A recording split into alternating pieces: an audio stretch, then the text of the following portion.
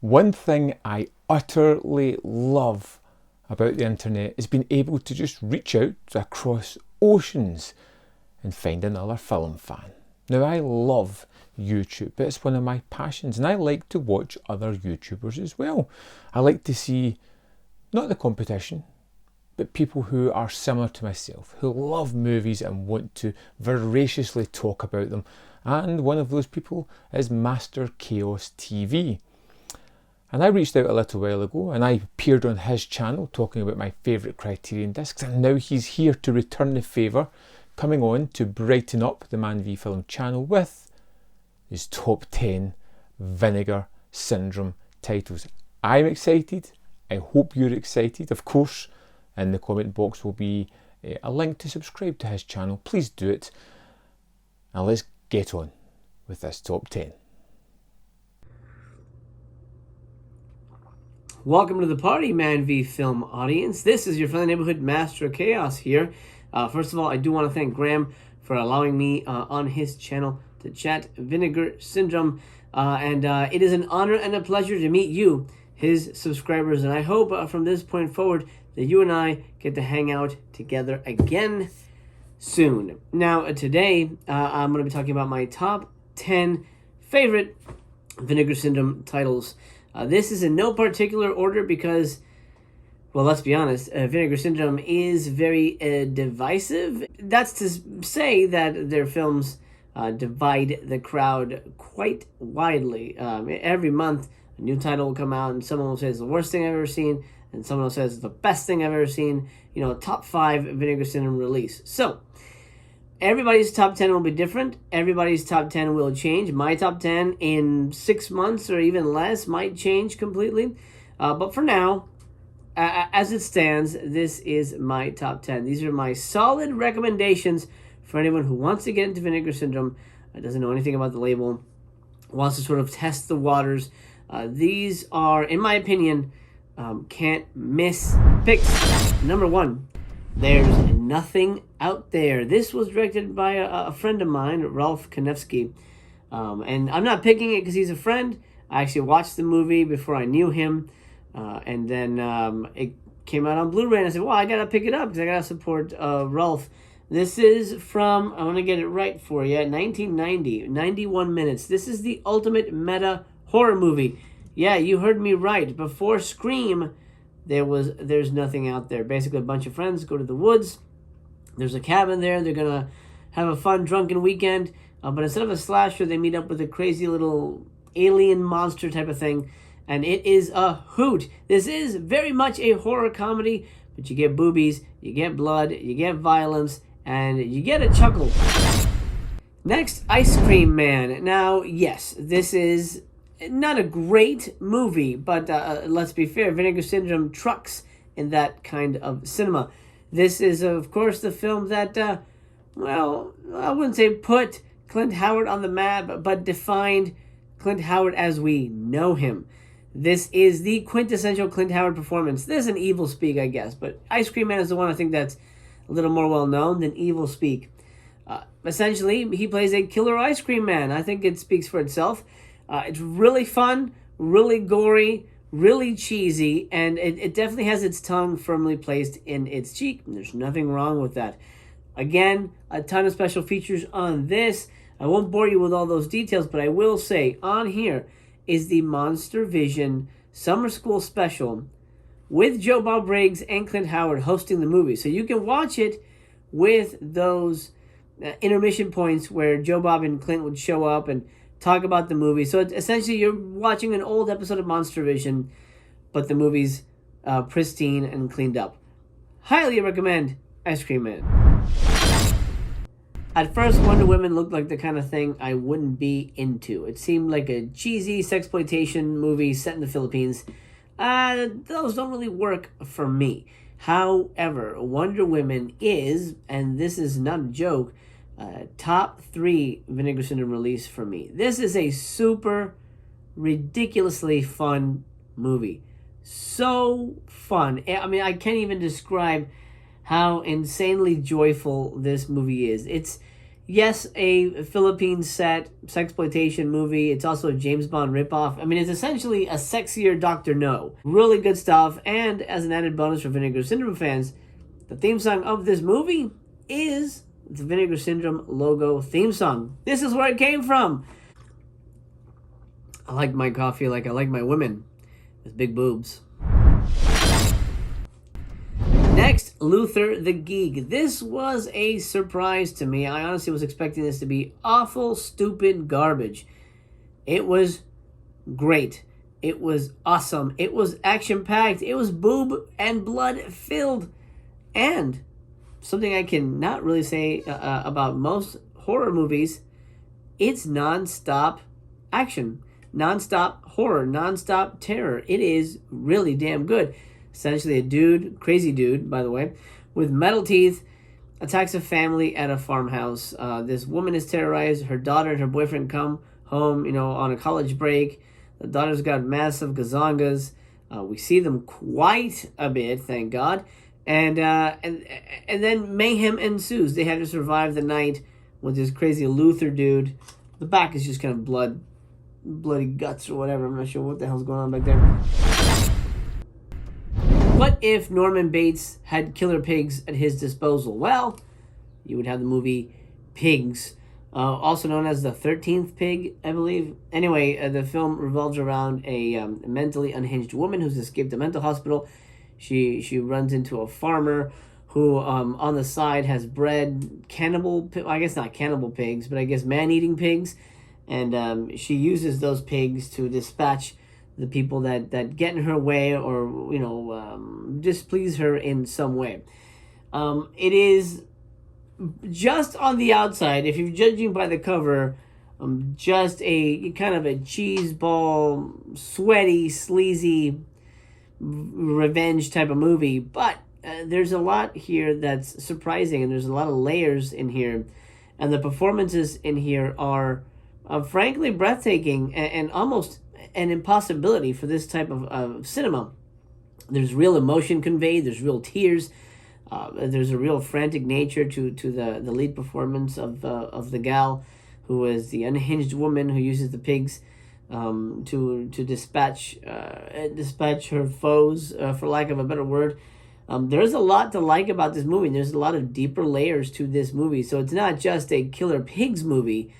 It's almost a psychological study. So that's why I mentioned Psycho, because it has that feel.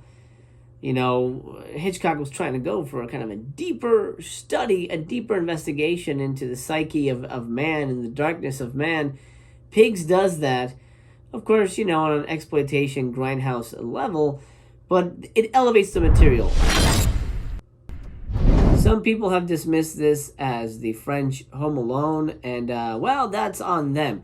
If you have not gotten your hands on Deadly Games, make sure you correct that toot sweet. Deadly Games is amazing, and yes, I'll be honest, it is essentially Home Alone. But you want to know the interesting fact here? This came out before Home Alone, at least a year and a half before Home Alone. So, did Chris Columbus watch this movie and say, hey, let's make a family version of that? I don't know. I can't say. And he probably won't say either. But I'm pretty sure he did. This is almost essentially Home Alone mixed with that Tales from the Crypt episode where the Psycho Santa comes to that. You better watch out, I think it's called. Anyway. A Psycho Santa targets a little boy, goes to his house on Christmas Eve. The kid thinks it's Santa, but when Santa does some really bad things, which I'm not going to spoil, the little boy, Thomas, knows he needs to survive at all costs. Luckily for him and for us, he is a Rambo fan. He's a fan of 80s action pictures, and he's going to use every toy gun and toy prop and whatever he has at his disposal to save himself and his grandfather. This movie is a goddamn hoot. You're going to have a blast with this film. I absolutely guarantee that this movie will knock your socks off. It is in French, so you have to read subtitles. Hopefully that's not going to disparage you from watching it. It is such a hoot, such a fun time, and it is, right now, 100% a perennial favorite at the Chaos household. My son loves it. Much has been said about Fade to Black, so I'm not going to go into much detail here. This is a meta slasher film about a movie fan, not just a horror movie fan, a movie fan in general, like you and I, dear watcher, that just snaps and decides to use his love of movies as a way to, in a way, separate himself from his crimes, dissociative behavior, split personality, and whatnot. This is a fascinating film from a psychological perspective, but also from a filmmaking perspective and a performance perspective. Dennis does an amazing job here, not only portraying the regular character, but portraying all the other movie villains that he sort of embraces as alter egos. This is a stunning film, a remarkable picture, one that is going to knock your socks off. And I'm pretty sure that Eric Binford is going to become one of your favorite Vinegar Syndrome characters if you have not watched this yet. And if you've watched it, then I'm pretty sure he is one of your most memorable Vinegar Syndrome characters. He stands out. Why? Because he's us. He's you and me. And if Eric were around today, if he was a real person, he would be a Vinegar Syndrome fan and he'd collect this stuff just like you and I do.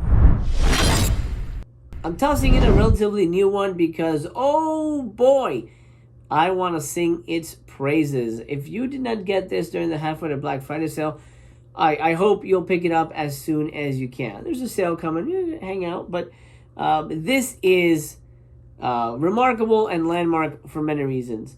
Number one, the Scanner Cop movies are really damn good. You get part 1 and you get part 2.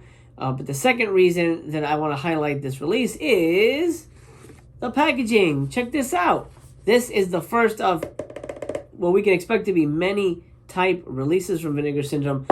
Hard case coverings for slipcases, traditional slipcases. I'm going to put that aside. We'll go individually here.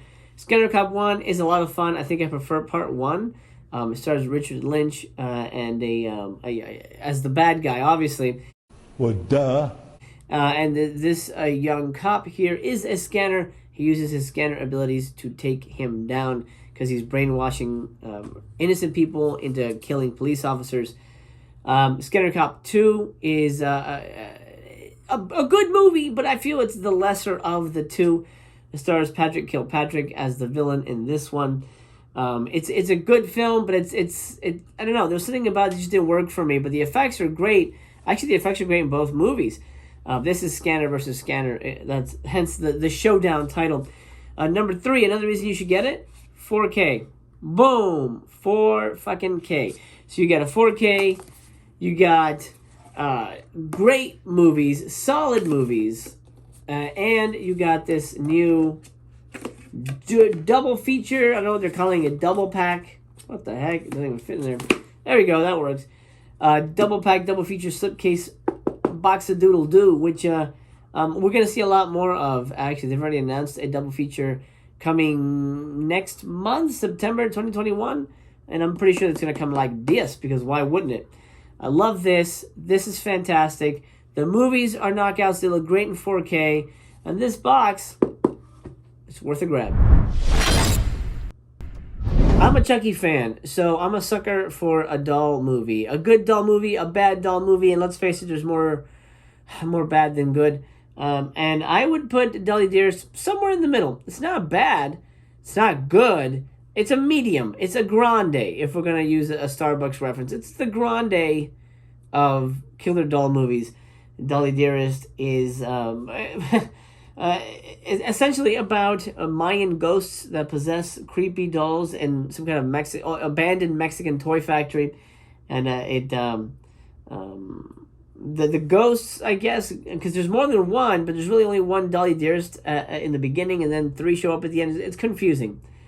Anyway, the dolls proceed to terrorize a family and possess a young girl, and it's not very clear as to what's going to happen with the little girl, but we assume the ghosts want to take over the little girl's body, leave the doll, a la Chucky. There's a lot of fun to be had here, and there's a connection to Chucky because Ed Gale, the person who plays the Chucky when he's walking around, is also Dolly. I really enjoyed this movie. It reminded me of the old video store days, which is, I guess, what Vinegar Syndrome is all about. Reminding you of the video store days, renting a VHS. Oh shit, look at this crazy thing. Let me rent that. That's kind of exactly what you got here. And I do have very fond memories of renting this movie exactly for that reason. Holy shit, it's a girl Chucky. Let's get it. Not great, but it's got some good suspense. It's got a crazy finale. And it's one that I do want to highlight because I think you're going to have a blast with. It's quite a hoot. Just don't expect anything near child's play level. And you're going to go in with the right kind of expectations. Lastly, one that doesn't really get talked about, but it is actually my #1 Vinegar Syndrome title of all time, Dominique. I didn't think I would like this movie, but I bought it off of eBay, just a blind buy, because the slip was available at a low price with the movie. I was like, I really like this slip. I think it's quite beautiful. Let me grab it. At the end of the day, if I don't like it, I could sell it, sell it maybe for twice what I paid for on eBay when it becomes even more rare. But I loved it. Loved it, loved it, loved it. This is a Southern Gothic, whatever happened to Baby Jane, type of murder, mystery, ghost story kind of thing. It's really great. It kept me guessing to the end, and that's tough for me because as a filmmaker and a writer, I always see the tricks coming. And I didn't see this one coming because there's so many twists and turns that it leaves you dizzy. So when you get to the end, you're like, wait, what? Oh, okay, I guess that actually makes sense. Fantastic. You guys pulled it off. Dominique is really good. It's a little bit of a slow burn, I will say that, but it's never boring. Every scene is important. Every scene builds character in the appropriate way, in a genuine, organic way, which is what movies should do, but rarely do. This movie, what it does is, it stitches together a tapestry that in the beginning you're not sure what's happening, but you slowly start to get acclimated to the film's pace, the film's construction, the film's dialogue, and then everything falls into place. By the end of the movie, you are blindsided, and what a wonderful feeling that is.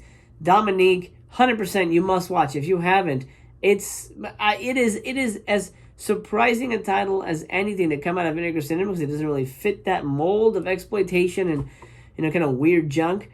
It is a very damn good movie. I mean, it's as good as Diabolique in my opinion, and it could have been on Criterion, honestly. So I'm shocked that it's here, but I'm glad that it's here because I made friends with it, and I think you should as well. You're goddamn right. And that'll do, Bugaboo. I hope you enjoyed my top 10 Vinegar Syndrome picks. Like I said, this is probably going to change in 6 months. And maybe I'll come back on here if Graham will allow me to share my updated list. Or maybe we can talk Severin or Criterion or something. I hope to see you again. If you get a chance, check out my channel, Master Chaos TV. If you subscribe, well, that means you and I are friends for life, and we'll get to hang out again soon. Make sure to drop a thumbs up on this video. Help out Graham and ManVFilm. Graham, thanks again for letting me come on here. It is an honor and a pleasure. And as for you watching at home, I love you. I love you just the way you are. Take care of yourself. Until we meet again, this has been your friendly neighborhood Master Chaos, signing off for now. So there we have it. 10 fantastic choices by the master himself, Jose. I have seen 8 of those titles. I haven't seen Ice Cream Man, which I'm going to have to pick up in the next sale probably. I do have Luther the Greek, although it is part of the Slashers Classics collection from 88 Films, which I'm going to be putting on rather soon. There's not a movie there that I hated, although Dolly Dearest did come close. But I do like a lot of the films you've picked. Now, as I said, go and visit Master Chaos TV. Drop a comment, subscribe, let them know that you came from this channel. I think you'd really appreciate it. I know I'd really appreciate it. And if you like this collaboration thing, let me know, and I'll try and get more people onto the channel as well. Thank you for watching, and I'll see you next time on ManVFilm.